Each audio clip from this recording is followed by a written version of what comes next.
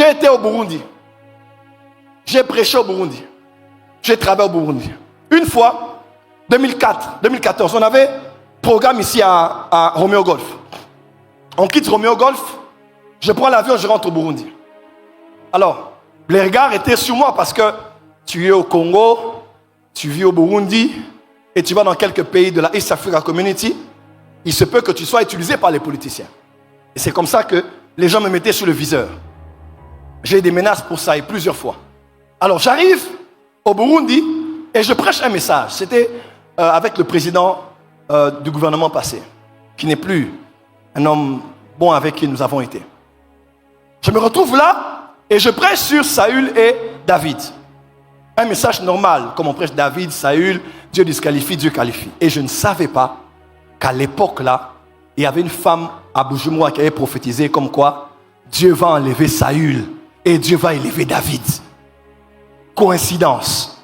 Et on a dit, l'opposition du Burundi a payé le prophète Joël Francis Tatou à Kinshasa. Ils l'ont rencontré là-bas pour que lui, il vienne prophétiser les choses ici et qu'il puisse commencer à inciter la population à croire que le président là va sauter. J'étais avec le directeur du protocole du chef de l'État à l'époque, un chrétien affermi qui priait avec moi, qui était un de mes collaborateurs à l'église. On était dans un restaurant, on mangeait, on parlait le matin.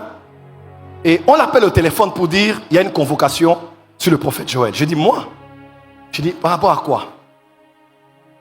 Et on fait une réunion avec tous les gens qui avaient là. La plupart étaient des Banyamulenge, qui sont des Congolais, mais qui vivent là-bas au Burundi.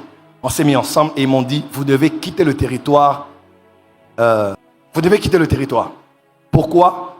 Parce que c'est arrivé dans les hautes sphères que vous êtes en train d'inciter les gens à dire que le président va quitter. Parce que vous avez dit que Saül va être disqualifié et David va être qualifié.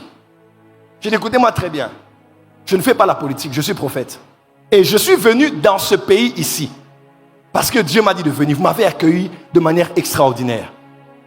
Si j'ai un message à donner, je donnerai à la personne puisque j'ai accès à l'autorité politique. J'ai dit, mais je ne parlerai pas de ça en public comme ça. Je ne prêchais qu'un simple message. Et ça fait que le message concorde avec une prophétie donnée dans la ville. Je ne suis pour rien. Ils ont dit, malgré ça, tu es fiché, on te sort du pays. La nuit, quand je voulais dormir, Dieu m'a donné Actes des Apôtres. Il a dit à Paul, Paul, ne crains rien, car tu as un peuple, car j'ai un peuple dans cette ville. Tu ne quitteras pas ce pays par la main de l'homme. J'ai dit au pasteur qui était là, j'ai dit, je ne partirai pas, je reste. Tout le monde avait peur pour ma sécurité. On allait me prendre, on allait me virer du pays. J'ai dit, je reste là. Dis à ton voisin, les souffrances